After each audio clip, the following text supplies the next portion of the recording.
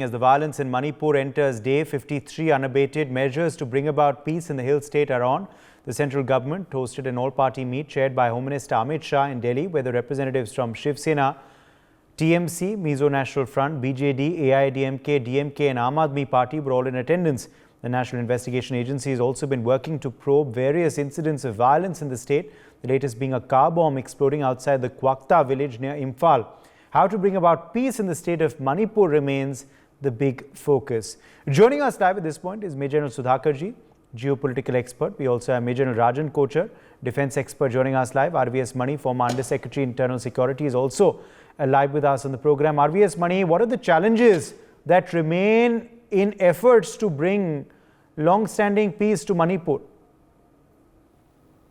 Actually, a tried and tested methodology, a muscular approach, which they resorted in 2015, so far have not been taken recourse to. That is the fundamental thing I wanted to say, Uday, that now it is time that whatever may be, there is a need for a muscular approach.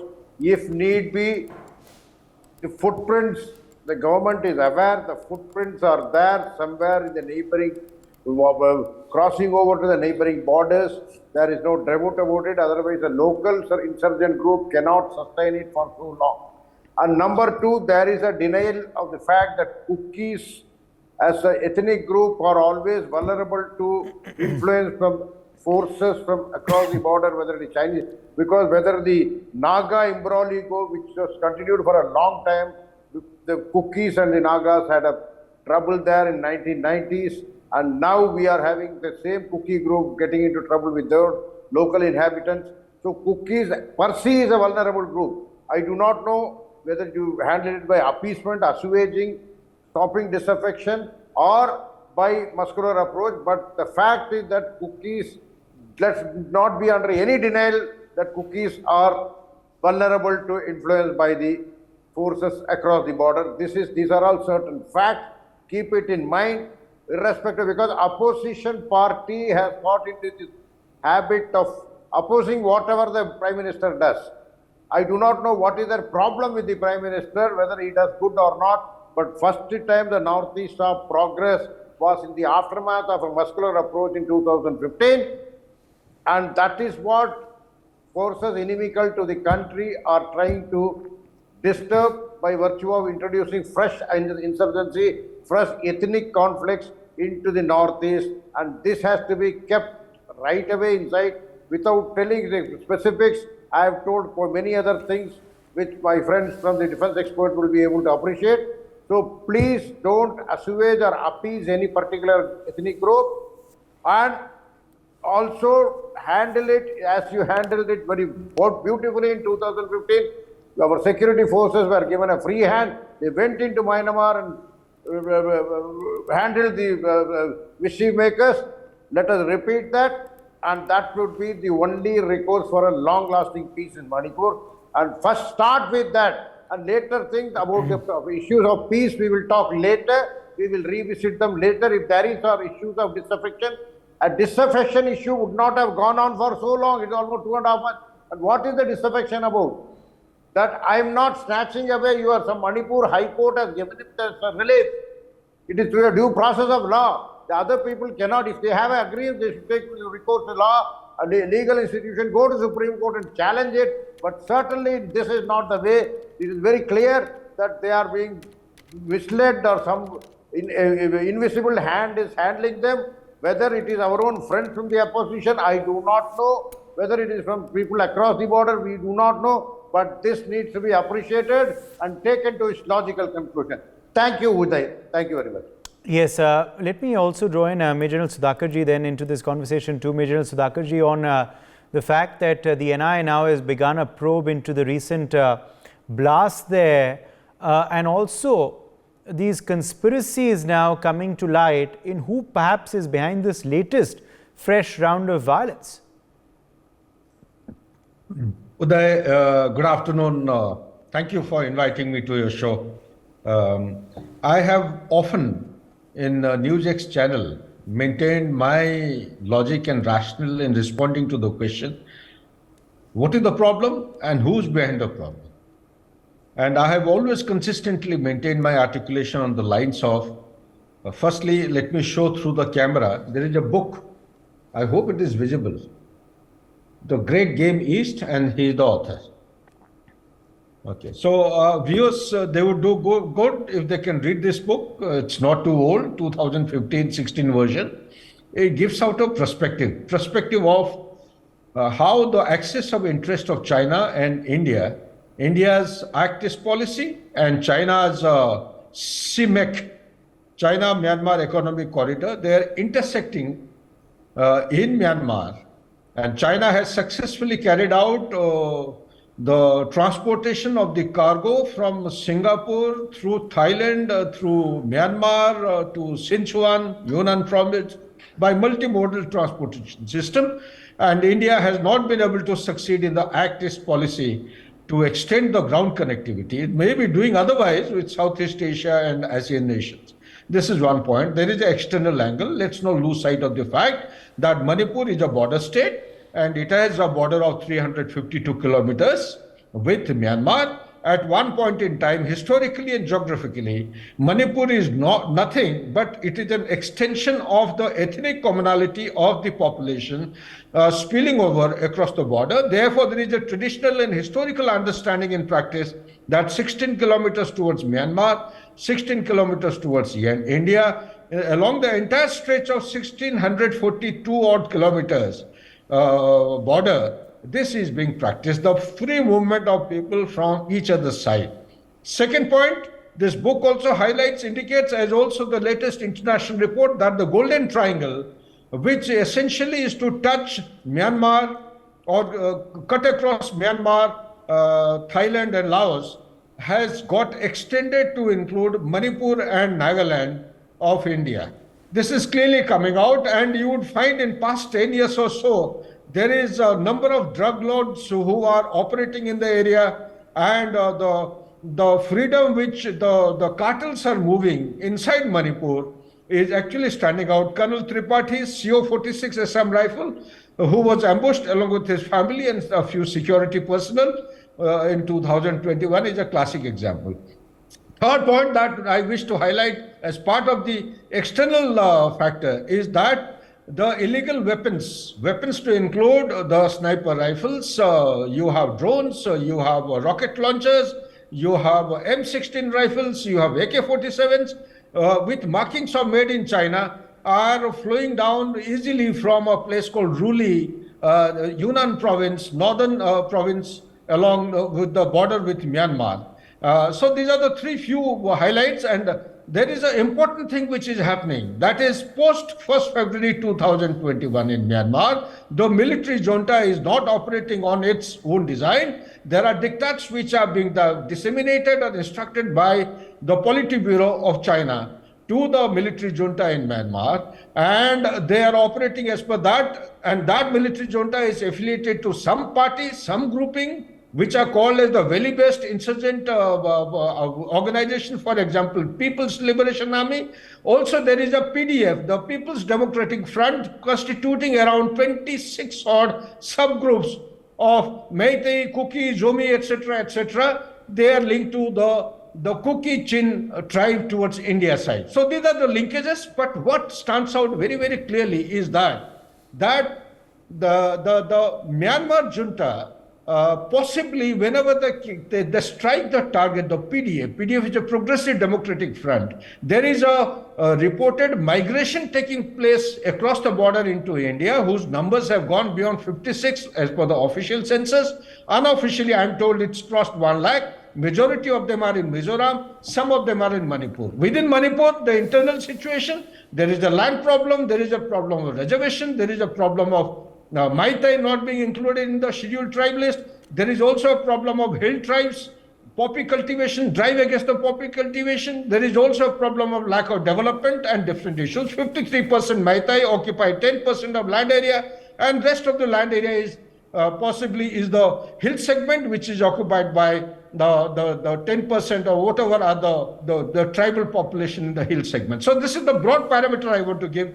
Now, coming to your question. So what do you do? How do you take off from here? So taking off from here, as per me, actually depends on a short term and the mid term and the long term.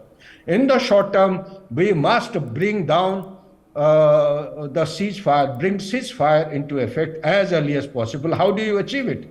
To achieve ceasefire or to stop the violence in that area, we need to actually factor in 2-3 issues. One, the constitutional provisions that must be, we must get our specialist on the subject, see if the Schedule 6 could be applied for Assam and we could create Bodo Autonomous Council within the state of Assam. If this schedule could be applied or is in existence in all other states of Northeast except for Manipur, why can't it be applied for Manipur? That is the point. I'm not saying by no means that cookies and chins, they should be divided, create a separate homeland, no. But autonomous council inside the state can be very well applied. Number two, the 371C, that is the article as per the constitution, its dilution in its application.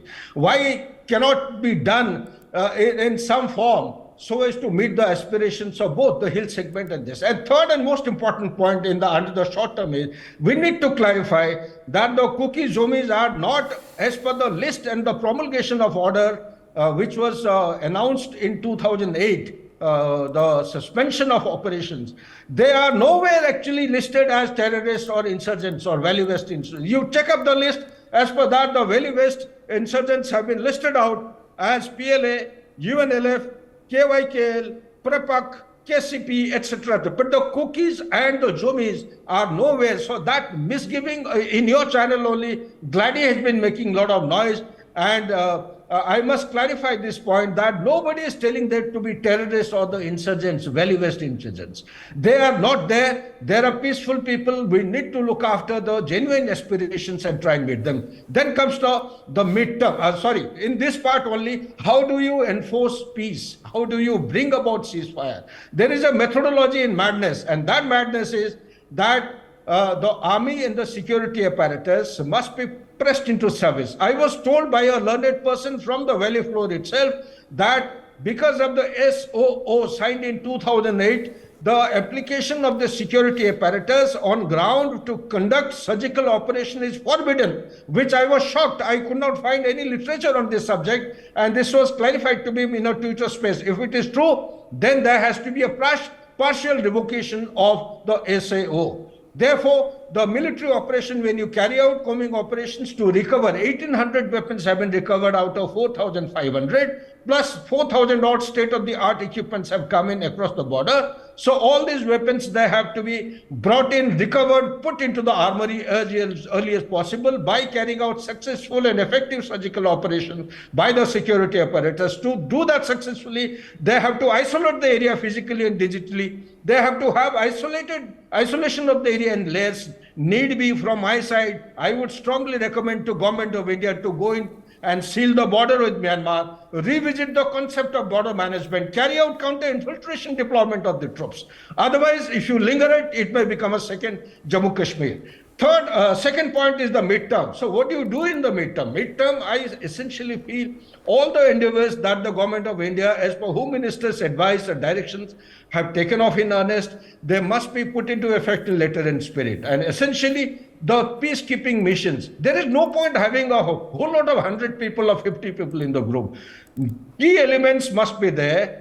They may represent a group, may not represent, but as long as they are nominated as the representative heads, they take the point, discuss the issue, because here there are two issues coming out. One is the tribal interest, the other is the national interest.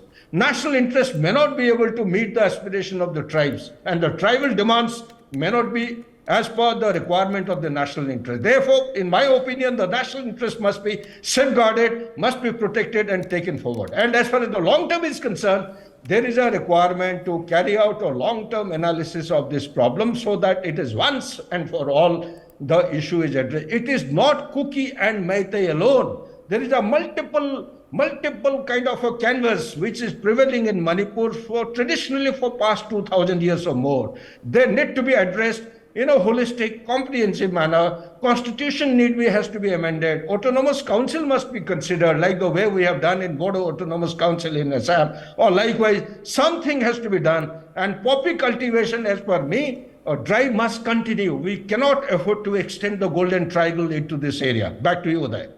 Right, let me take that to Major General Kochhar as well. Major General Kochhar, because it is becoming increasingly concerning now. The violence has entered day 53 and it does not seem to be stemming anytime soon. What should be the priorities of the administration now in bringing about long-standing peace, long-lasting peace? The Home Minister had visited.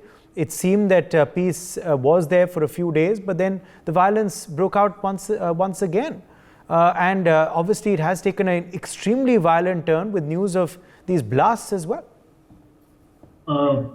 General Dhakar, I think, gave a very exhaustive view of the whole situation. I won't speak for so long, but I'll briefly bring out the important aspects. The first is that Manipur is not only the border state with Myanmar, you have Arunachal, you have Mizoram, and you have Nagaland. Then why problem only in Manipur? So we have to focus on the specific issue which is agitating particular communities. And unless we focus that, I totally agree. They are outside forces who will take advantage of the internal unrest in our nation, especially China plays an important role. Myanmar is like a puppet government of the China. We are all aware of this geopolitical scenario in the neighborhood of the Northeast. I would like the government here. See, the government has already started sealing the border. Already 10 kilometers has been sealed, 80 kilometers about to be sealed, and it's a 400 kilometer open border. Why this border has been kept open also needs to be understood, because the same kind of ethnicity, the same kind of families are also residing across the border. You see, after this partition, the large number of people came inside and large number of people went out. So, government has to also see that particular aspect of the ethnicity of the people, the social contact. And that is why this 16-kilometer rule is there, that people from Manipur can go to Myanmar up to 16 kilometers, and from Myanmar they can come into Manipur up to 16 kilometers. So it was to actually facilitate this kind of a relationship. Now, I have been speaking in the last 1 week to many of my learned Kuki friends and Meti friends. Their viewpoints have to be heard by the government. And this peace committee, I am sorry to say, has been faultily constituted. This is, as Sudhakar also brought out, you can't be having 50 people in a peace committee. So there have to be some 8-10 people. And those people have to be the voice of a particular community. They have to be the selected representatives on that community themselves. You can't appoint them on your own the way you want, and certainly you can't have the Chief Minister heading the committee. See, the major problems are there is a lack of trust and a lack of faith in the government. Cookies do not have any faith in this government because the Chief Minister belongs to a particular community which is alienated to them.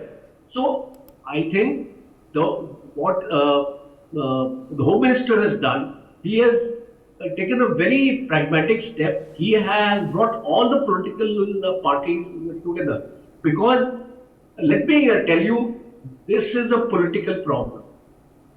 This is not a socio-economic issue or any other issue, because other states are also there, and there is peace in those states, and more or less the same kind of ethnicity is there in those states also. You have you look at Mizoram, other states, they're all living in peace.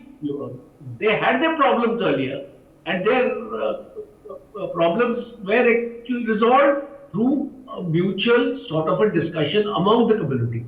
And one point I would like to take forward what Sudhakar has said is about autonomous council. See, you have to give certain amount of freedom to the tribal. I will take you back to pre-1947. The way the British ruled these states was they only concentrated on the valleys.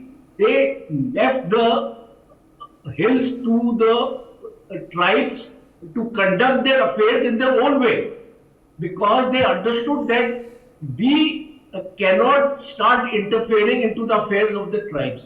Because see, the tribes are also not united. There are a number of tribes. There is a lot of infighting. There is a lot of fighting for land, space, rights there in the hill. So it is very, very important that the autonomous council comes into play, and we give certain amount of delegated rights to these people to manage their own affairs. Because today, because of the disproportionate population of the tribes, as brought out, it is almost 53% to 40%, or to even lesser than that. So there are 60 constituencies in the state, 40 are the Metis areas, and only 20 are the Cookies areas. So whenever a government is going to be formed, it has to be a Meti heavy government. So it may not be acceptable to the Cookies. So all these issues which have been actually highlighted on your channel, and I must compliment you for that, because yours is one channel who has taken up this issue right from day one. And we are still discussing after even crossing 53, 54 days. So it is high time now. The government must get its act together. You can't neglect the Northeast anymore. Gone are the days where we could say, okay, let them sort it out themselves. You have to have a strong governance there, a strong rule of the law. People must respect the armed forces. People must respect the Assam Rifles. And how do they respect it? Because in case the Assam Rifles is strong enough to enforce a sense of law and order and a sense of discipline among the people, only then it can happen. If you have these SOO kind of concepts of appeasement, you can't be running that state, let me tell you that. So when you have an issue on hand, you must carry out a review of the SOO treaty. You must carry out a review of Article 356 also at the same time. You must also try to invoke the Special Armed Forces Special Powers Act, which I believe has been withdrawn in Manipur.